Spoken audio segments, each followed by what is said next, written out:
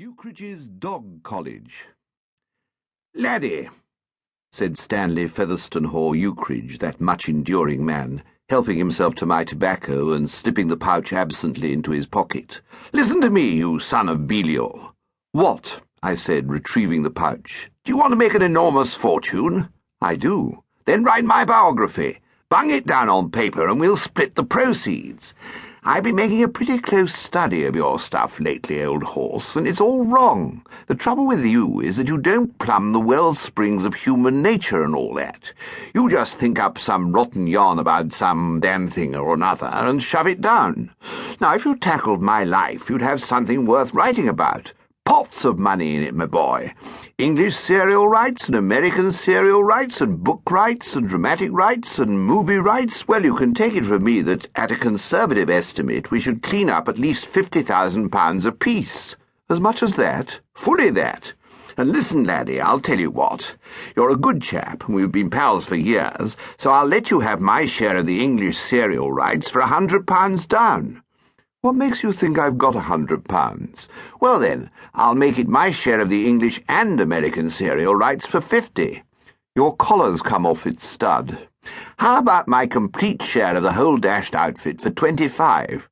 Not for me, thanks. Then I'll tell you what, old horse, said Ukridge, inspired. Just lend me £50 to be going on with. If the leading incidents of S.F. Ukridge's disreputable career are to be given to the public, and not, as some might suggest, decently hushed up, I suppose I am the man to write them. Ukridge and I have been intimate since the days of school. Together we sported on the green, and when he was expelled, no one missed him more than I. An unfortunate business, this expulsion.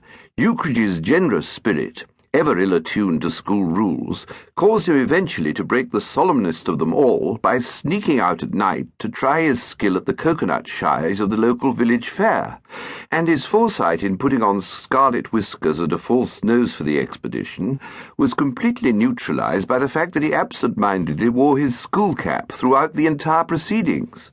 He left the next morning regretted by all. After this there was a hiatus of some years in our friendship. I was at Cambridge absorbing culture, and Ukridge, as far as I could gather from his rare letters and the reports of mutual acquaintances, flitting about the world like a snipe. Somebody met him in New York just off a cattle ship. Somebody else saw him in Buenos Aires. Somebody again spoke sadly of having been pounced on by him at Monte Carlo and touched for a fiver. It was not until I settled down in London that he came back into my life. We met in Piccadilly one day and resumed our relations where they'd been broken off.